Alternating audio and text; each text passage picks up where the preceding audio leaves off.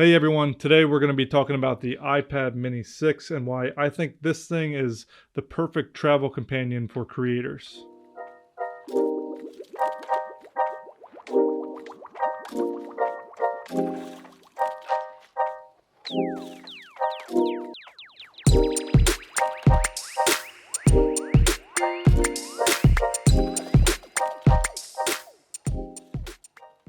So I've been able to spend the past few months with the new iPad Mini, and it's honestly been one of my favorite Apple devices that I've owned so far. I recently got the MacBook Pro M1 Max computer for my photography and my video work, but I've definitely found that I've been reaching for this thing a lot more for day-to-day use, and I think it really does have to do with convenience. This thing is very small, extremely light for what it is, and it's super powerful. It's got the A15 chip in it, which is the same chip that the new iPhone 13 has. Now, just to get an idea of the size, this is the size compared to the iPhone Max.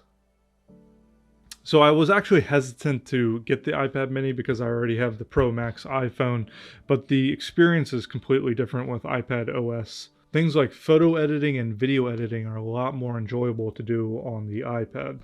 So I wanted to share my experience on why I went with the iPad mini versus the other versions of the iPad.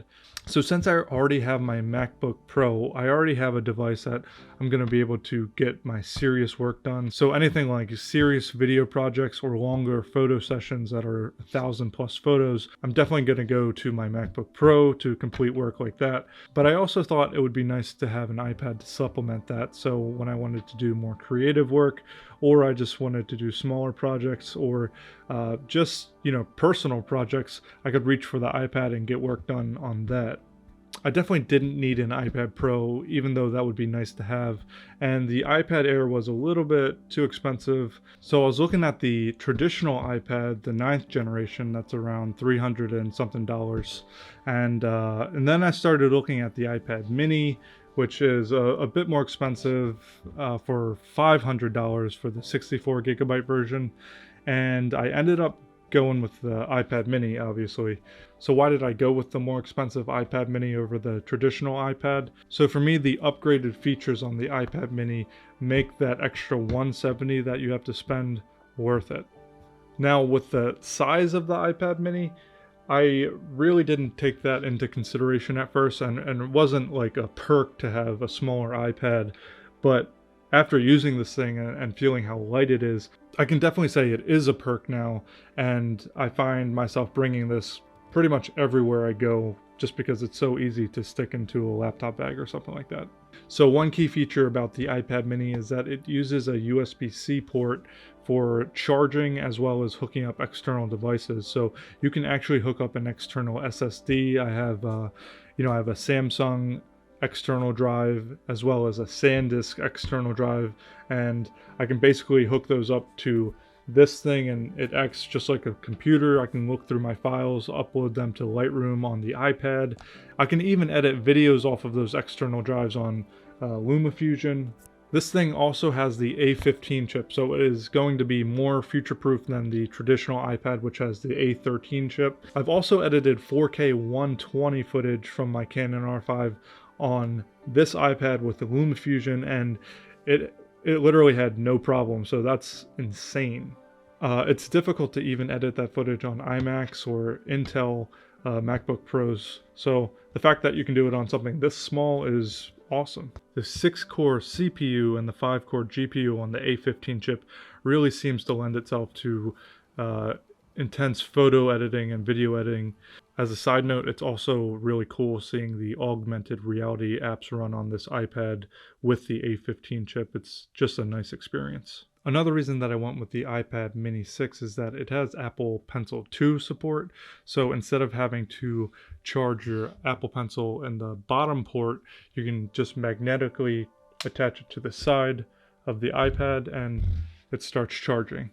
I've found the Apple Pencil to be pretty essential for the iPad mini just because my fingers are bigger, so having that fine point to help press on smaller buttons on the iPad has been nice. Photo editing and video editing with the Apple Pencil is also a pleasure. again, having the Apple Pencil I think is sort of essential in getting that full iPad mini tablet experience. I also like to draw occasionally, so it's definitely nice to have this. In regards to general content consumption, the iPad is nice because it has stereo speakers, so being able to have a richer and a fuller sound when you're watching YouTube videos or movies on this is definitely a nice thing to have.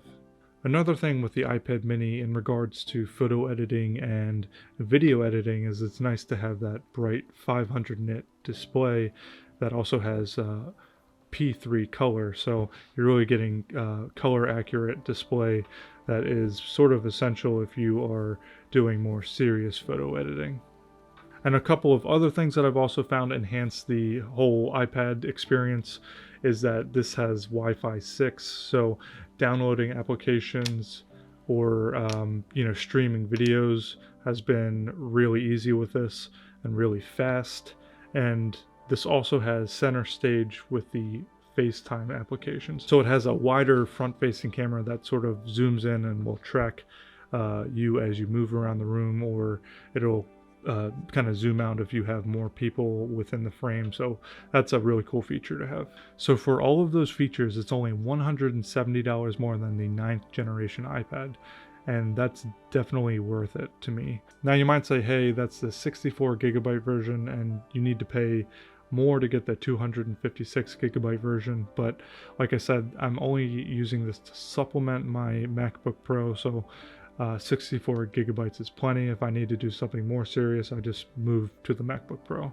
Now, I actually did have the pleasure of traveling with this iPad. I took a 20-hour drive to Key West in Florida, so I was able to hook this up to the back of the seat so the kids could be entertained for some of the ride, at least watching kid shows on Netflix. When we were actually in Key West, it was also just being able to plug in my CF Express card reader into this device directly and just upload certain pictures to Lightroom to do quick editing so I could share on social media or with the family really quick. And likewise on the travel back home, we took an auto train, so this was really nice to have to watch shows on the train, and it's just really unobtrusive and convenient to have. So I definitely couldn't recommend this iPad mini more for content creators. It's super fun to edit on this and really handy to have. So if you're looking for an iPad to take with you everywhere, then this might be the one for you. If you guys have any questions about this, then let me know. I will talk to you later. See ya.